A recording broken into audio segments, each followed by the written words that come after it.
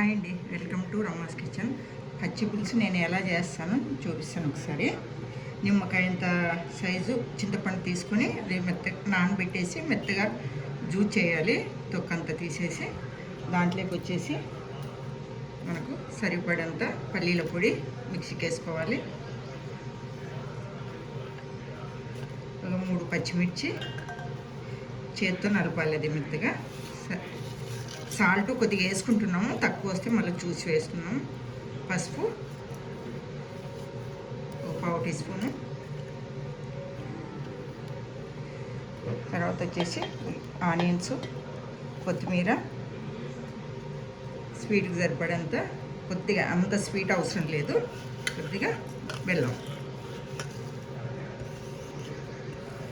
ఇప్పుడు ఇవన్నీ మనం చేత్తో కలిపేసుకోవాలి. పచ్చిమిర్చి ఇలా చేసేసుకుంటే సరిపోతుంది. పచ్చిమిర్చి చిన్నగా ఇలా అంత నలిచేసుకుంటే కారం వచ్చేస్తుంది. కొద్దిగా వెండు కారం కూడా వేసుకోవాలి. ఇప్పుడు సరిపడా వాటర్.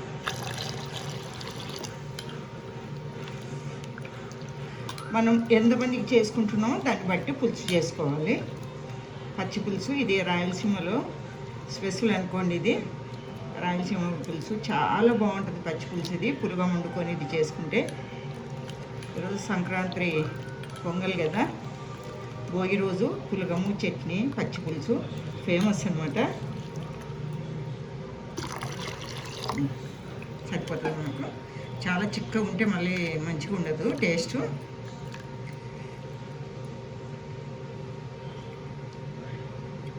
సాల్ట్ ఒకటి కొద్దిగా వేయాలి. కొద్దిగా సాల్ట్ తక్కువ ఉంది కదా, కొద్దిగా చిటికెడు కారం, ఎర్రకారం వేస్తే సరిపోతుంది. ఇంకా మనం ఇది పోపు పెట్టుకున్నాం. గిన్నె వేడి కావాలి, వాటర్ ఉంది. ఈ మందంగా ఉండి గిన్నె పెట్టుకోవాలి మనం ఏదన్నా కానీ. ఇది తెల్లది, దీంట్లో అయితేనే పోపు మాడకుండా చాలా మంచిగా ఉంటుంది. కొద్దిగా ఆయిల్ వేసుకోవాలి, ఎక్కువ అవసరం ఉండదు. ఇది రాయలసీమలో భోగి రోజు స్పెషల్ అనమాట. మధ్యాహ్నం పొద్దునేమో మసాలా వంకాయ, నూనె వంకాయ, గుత్తి వంకాయ, ఇలా ఒక్కొక్క ప్రదేశంలో ఒకటిలాగా పిలుస్తారు. మేమైతే నూనె వంకాయ అంటాము. నూనె వంకాయ, సద్ద రొట్టెలు, నువ్వులు వేసి ఇవన్నీ చేసుకొని పొద్దున టిఫిన్కి అయిపోతుంది. ఇప్పుడు వచ్చేసి పచ్చి పులుసు, చట్నీ, పెసరపప్పుతో పులగం ఇలా చేసుకుంటాము. ఎండుమిర్చి, కరివేపాకు. ఎక్కువసేపు స్టవ్ మీద ఉండాల్సిన అవసరం లేదు, ఉడకకూడదు అసలు. ఇది పచ్చి ఉల్లిగడ్డ వేసేసాం కదా, అన్నీ పచ్చిగానే ఉండాలి దీంట్లో. ఇప్పుడు పోపు అయిపోయింది. ఏంటంటే దీంట్లోకి ఇది పోసేస్తే ఇంక సరిపోతుంది. స్టవ్ ఆఫ్ వేసేసాను, అంతే అండి. పచ్చి పులుసు రెడీ.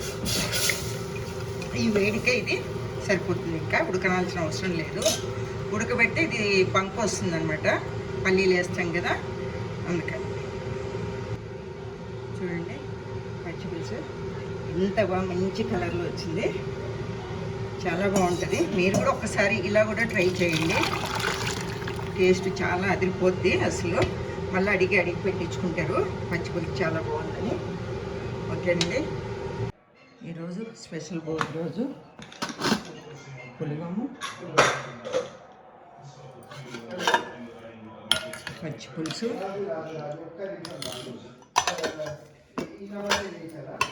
చట్నీ, పల్లి చట్నీ, నెక్స్ట్ పెరుగు. ఈ కాంబినేషన్లో తింటే రోజు చాలా చాలా ఎమ్మె ఉంటుంది.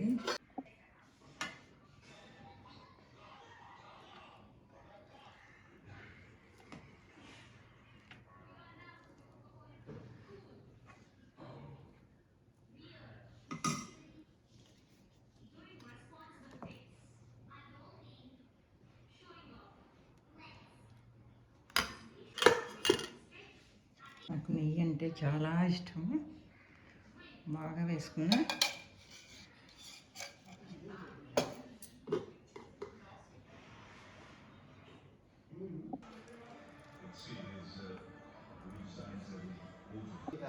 కృష్ణ పులగము చట్నీ పల్లీ చట్నీ ఉల్లిపాయలు వేసుకున్నా. నెయ్యి వేసుకున్నావా? నెయ్యి కూడా వేసుకున్నా. బాగుంది. ఈరోజు సంక్రాంతి భోగి రోజు మధ్యాహ్నం ఇది వంట. పొద్దున రొట్టెలు అయిపోయినాయి. వేడి వేడిగా చట్నీ నెయ్యి.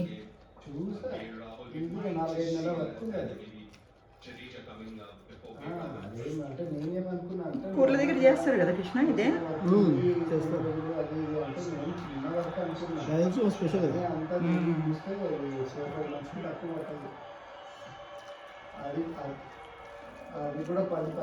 అప్పుడప్పుడు చేసుకొని తింటూ ఉండాలి ఇట్లాంటివి, వారంలో ఒకసారి అన్న.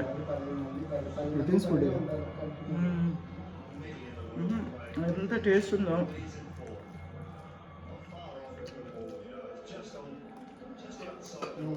ఈ పచ్చిపులుసు గ్లాసులో కూడా తాగొచ్చు అనిపిస్తుంది నాకు. అదే పచ్చి ఉల్లిపాయలు,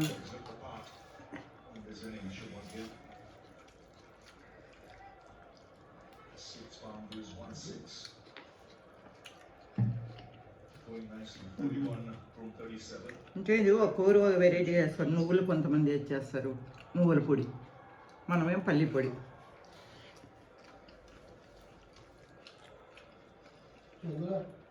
చాలా బాగుంది.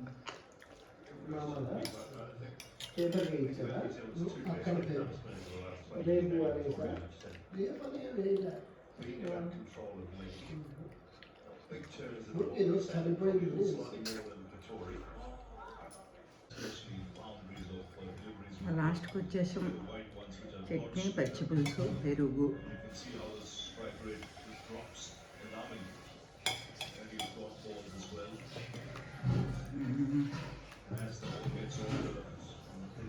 పచ్చి కరివేపాకు. చట్నీ కలుపుకొని తింటే చాలా బాగుంటుంది.